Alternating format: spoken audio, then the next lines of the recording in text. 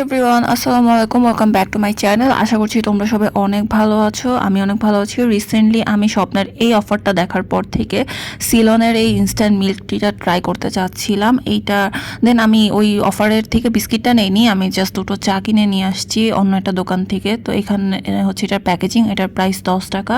এখানে দুধ, চিনি, চা সবই মিক্সড করে দেওয়া আছে। জাস্ট গরম পানি দিয়ে গুলিয়ে খেয়ে ফেলবা। আর একটা প্যাকেট দিয়ে কিন্তু চাইলে তোমরা দুইজন ইজিলি চাটা খেয়ে নিতে পারো। আমি সাজেস্ট করব পুরোটা ইউজ না করতে, অর্ধেক করে কিন্তু খেতে পারবে তোমরা চাইলে 2 দিন। তো এবার আমি চাটা তোমাদেরকে বানিয়ে দেখাচ্ছি। আমি ভিডিও করতেছি, এই জন্য আমি পুরোটা দিয়ে নিয়েছি। আমি ফার্স্ট টাইম টেস্ট করতেছিলাম, এই জন্য আমি বুঝতে চাচ্ছিলাম আসলে পুরোটা দিলে কীরকম লাগে। তো আমি তো গরম পানি মিক্সড করতেছি, দ্যাটস ইট।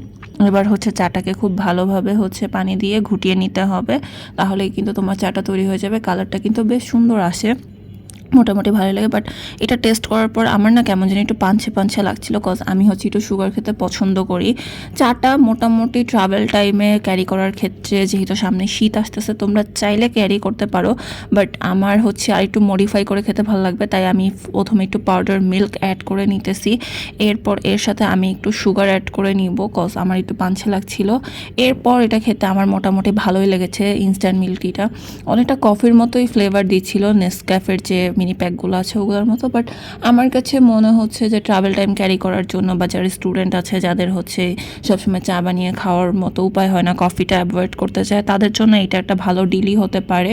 যদি একসাথে কয়েকটা প্যাকেট কিনে তোমরা একটা বয়ামে ঢেলে নিতে পারো, সেই ক্ষেত্রে কিন্তু আরও বেশি সুবিধা। আমি এরকমটাই সাজেস্ট করব তোমাদের। তো মোটামুটি আমার কাছে অ্যাফোর্ডেবল প্রাইসে এইটা অর্তিটি লেগেছে। তো আশা করছি তোমাদের ভিডিওটা ভালো লাগবে। ভিডিওটা যদি ভালো লেগে থাকে প্লিজ আমার ভিডিওতে একটা লাইক, কমেন্ট অ্যান্ড সাবস্ক্রাইব করতে ভুলো না। Thanks for watching. আল্লাহ হাফেজ।